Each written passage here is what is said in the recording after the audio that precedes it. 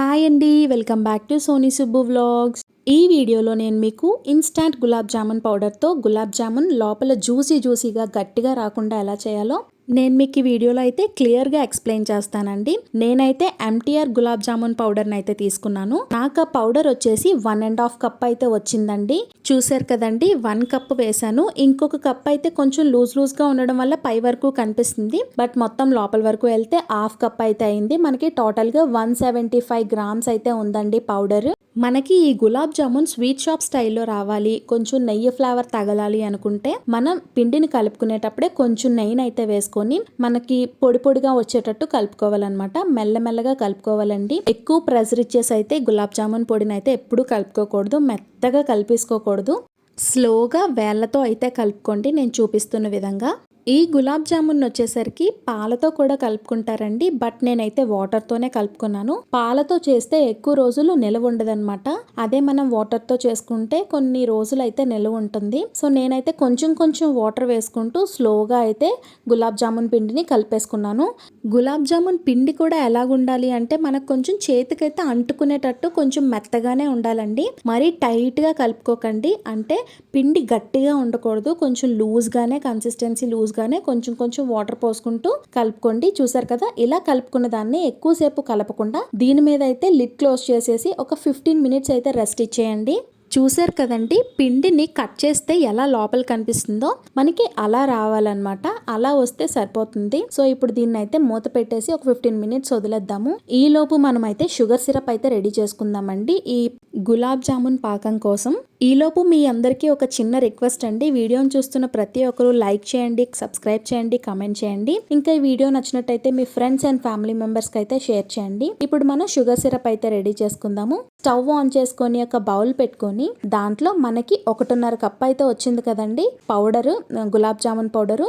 దానికి నేను 2.5 కప్పులు పంచదారని అయితే వేసుకున్నాను. మనకి గులాబ్ జామున్ షుగర్ సిరప్ అనేది లాగుతుంది కదండి, సో కొంచెం ఎక్కువగానే పడుతుంది. మనం ఎంతైతే షుగర్ వేసుకున్నామో అంతే వాటర్ కూడా వేసుకొని స్టవ్ ఆన్ చేసుకోవాలండి.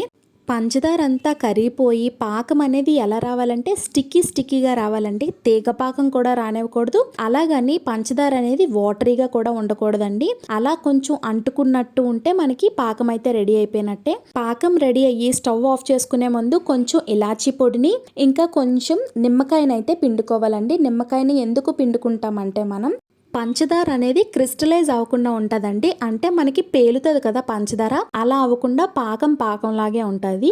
దాంట్లో నేను కొంచెం కుంకుమ పువ్వు కూడా వేసుకున్నానండి. కుంకుమ పువ్వు అనేది పూర్తిగా ఆప్షనల్ అనమాట. మీరు కావాలంటే వేసుకోవచ్చు, లేదంటే స్కిప్ చేసేయండి, వద్దంటే వదిలేసుకోండి. ఇప్పుడు మనం ఏదైతే గులాబ్ జామున్ పిండిని కలుపుకొని పెట్టుకున్నామో దాన్ని అయితే తీసుకొని చిన్న బాల్స్గా అయితే రెడీ చేసుకోవాలండి. పిండిని కూడా చూసారు కదండి ఎంత సాఫ్ట్గా ఉందో, మనకు అలా ఉంటే సరిపోతుంది. ఇప్పుడు మనం చిన్న బాల్స్ని అయితే చేసుకుందాము. ఒక చిన్న ముద్దను తీసుకొని దాన్ని కొంచెం గట్టిగా ప్రెస్ చేస్తూ బాల్ని అయితే చేసుకోవాలండి. ఎక్కడ క్రాక్స్ అనేవి ఉండవన్నమాట. అలా మనం ప్రెస్ చేస్తూ బాల్ని చేయడం వల్ల ఎక్కడ క్రాక్స్ అనేవి రావన్నమాట. నెక్స్ట్ మనకి సాఫ్ట్గా కూడా ఉంటుంది. చూసారు కదండి, నేనైతే మొత్తం బాల్స్ని అయితే రెడీ చేసుకున్నాను.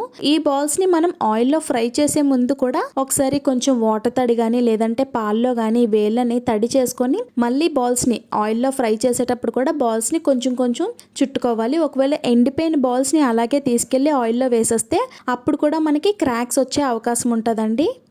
నేను ఎలా అయితే బాల్స్ని చేస్తున్నానో మీరు కూడా అదే విధంగా చేసుకోండి, చక్కగా వస్తాయి గులాబ్ జామున్స్. చూసారు కదండి, బాల్స్ అన్నీ అయితే రెడీ అయిపోయాయి అన్నమాట. ఇప్పుడు మనం ప్యాన్ పెట్టుకొని ఆయిల్ అయితే హీట్ చేసుకుందాము. ఆయిల్ అంతా హీట్ అయిన తర్వాత మనం బాల్స్ వేసే ముందు స్టవ్ని అయితే సిమ్లో పెట్టేయాలి. కంప్లీట్గా సిమ్లో పెట్టేసి మనం ఏవైతే బాల్స్ చేసుకున్నామో వాటిని మళ్ళీ రోల్ చేసుకుంటూ వేసేసుకోవాలి ఒక్కొక్క బాల్స్ని. సిమ్లో పెట్టి మనం ఎందుకు ఫ్రై చేస్తామంటే ఒకవేళ మీడియం ఫ్లేమ్లో పెట్టినా హై ఫ్లేమ్లో పెట్టినా లోపల వరకు వేగదనమాట. మనకి బాల్ అనేది జామున్ అనేది బయటంతా మంచి కలర్ వచ్చేసి లోపల వరకు వేగదు. అప్పుడు మనం తినేటప్పుడు లోపలంతా పచ్చి పచ్చిగా తగులుతుందండి. పాకంలో నుంచి తీసుకొని మనం తింటాం కదా, అప్పుడు కొంచెం పచ్చి పచ్చిగా ఉంటుంది. కొంచెం కాదు, ఎక్కువగానే పచ్చిగా ఉంటుంది. సో నేను చెప్పినట్టుగా సిమ్లో పెట్టుకొనే మనకి మంచి కలర్ వచ్చేంత వరకు ఫ్రై చేసుకుంటే మనకి పర్ఫెక్ట్ గులాబ్ జామున్ అయితే రెడీ అయిపోతుందండి. చూసారు కదా, నేను ఇలా ఫ్రై చేసింది మొత్తం సిమ్లోనే ప్రాసెస్ అయితే చేశాను. మళ్ళీ చెప్తున్నానండి, అస్సలు హైలో కానీ మీడియంలో పెట్టి కానీ గులాబ్ జామున్ని ఫ్రై చేయొద్దు. ఇలా ఫ్రై అయిపోయిన గులాబ్ జామున్ని చల్లగా అయిపోయిన పాకంలో అయితే వేసుకొని ఒక 10 మినిట్స్ పాటు ఉంచేసి వేరే దాంట్లోకి ట్రాన్స్ఫర్ చేసేసుకోవాలండి. పాకంలో మాత్రం అస్సలు వదిలేయకండి. వదిలేస్తే మనకి పిసికిపోతాయి అనమాట. మెత్తగా అయిపోయి కంప్లీట్గా పిసికిపోయినట్టు అయిపోతాయి జామున్స్ అనేవి. చూసారు కదండి, మనకి గులాబ్ జామున్ అయితే రెడీ అయిపోయింది. మీలో ఎంతమందికి గులాబ్ జామున్ అంటే ఇష్టమో కమెంట్ బాక్స్లో కమెంట్ చేయండి. మా పిల్లలకైతే చాలా ఇష్టం అనమాట. అందులోని నేను చేసిన గులాబ్ జామున్స్కి అయితే మా ఇంట్లో చాలామంది ఫ్యాన్స్ ఉన్నారు. మా మమ్మీ వాళ్ళ ఇంటికి కానీ మా అమ్మమ్మ వాళ్ళ ఇంటికి కానీ వెళ్తే కంపల్సరీగా నా చేత అయితే గులాబ్ జామున్ చేయించుకుంటారండి. చూసారు కదండి, పర్ఫెక్ట్గా గులాబ్ జామున్ అయితే చక్కగా వేగి లోపల వరకు పాకం అయితే ఎలా పీల్చుకుందో. మీకు బయట దొరికే గులాబ్ జామున్ అంటే ఇష్టమా, లేదంటే మీ ఇంట్లో చేసుకునే గులాబ్ జామున్ అంటే ఇష్టమా కమెంట్ చేయండి. వీడియోని చూస్తూ లైక్ చేయకపోతే please to like, share and subscribe. Bye bye.